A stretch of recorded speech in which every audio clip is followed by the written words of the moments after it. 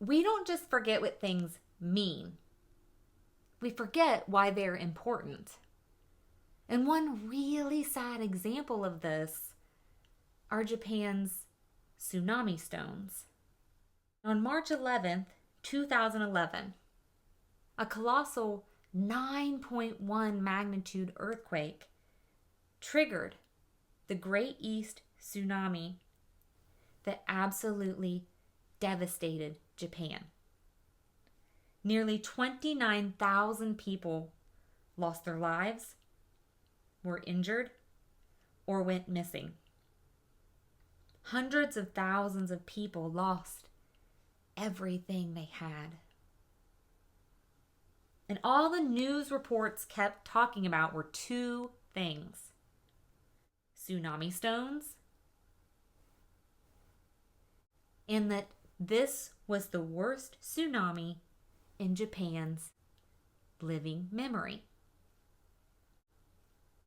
Because Japanese people know about the Great Tsunami of 1896.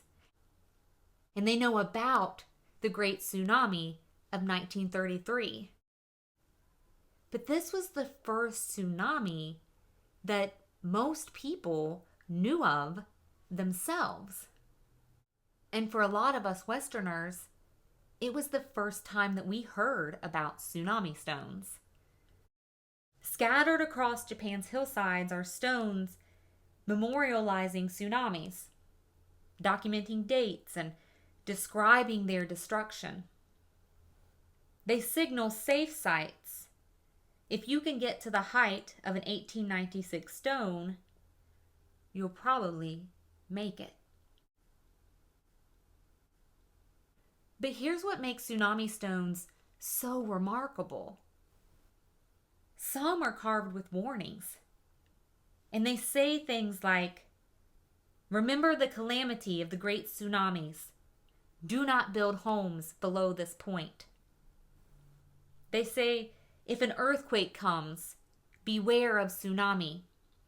And choose life over your possessions and valuables.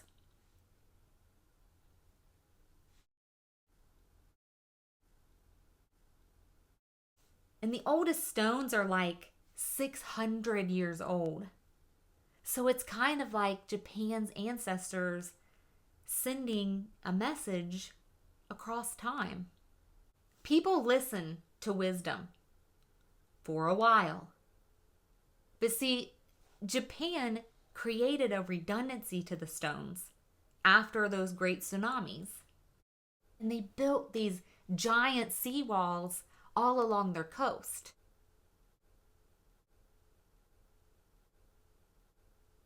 And so people trusted that modern knowledge that built the walls.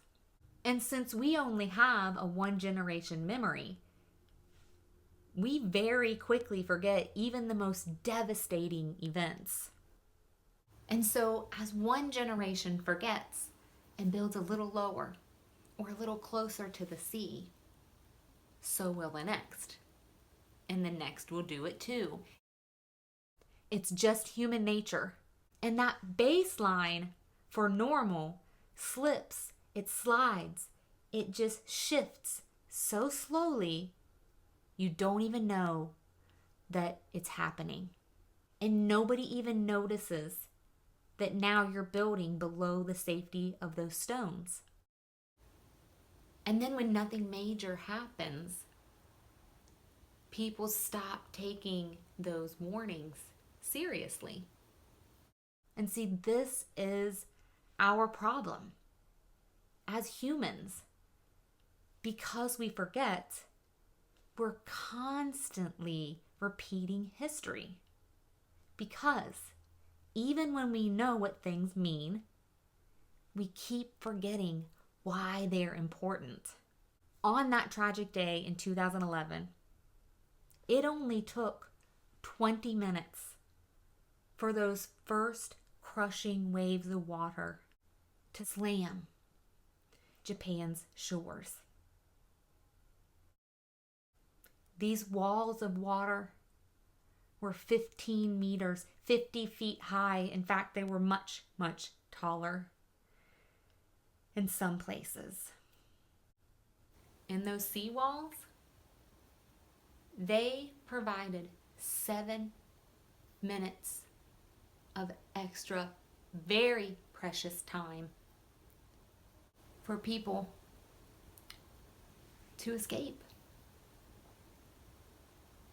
But in lots of places, waves of water, they just went over. And lots of walls just washed away.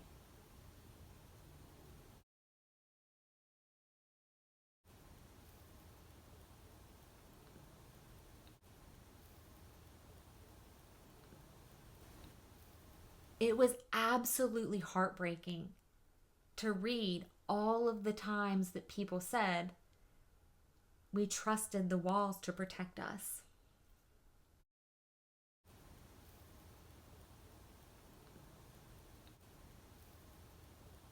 This is a really recent and haunting memory. And I cried so many times while I was researching this, because there's video of this horrible, tragic event. And I wanted to make really clear that I want to honor the victims and the survivors, because it's not your fault. And I hope that some of your pain has subsided with time.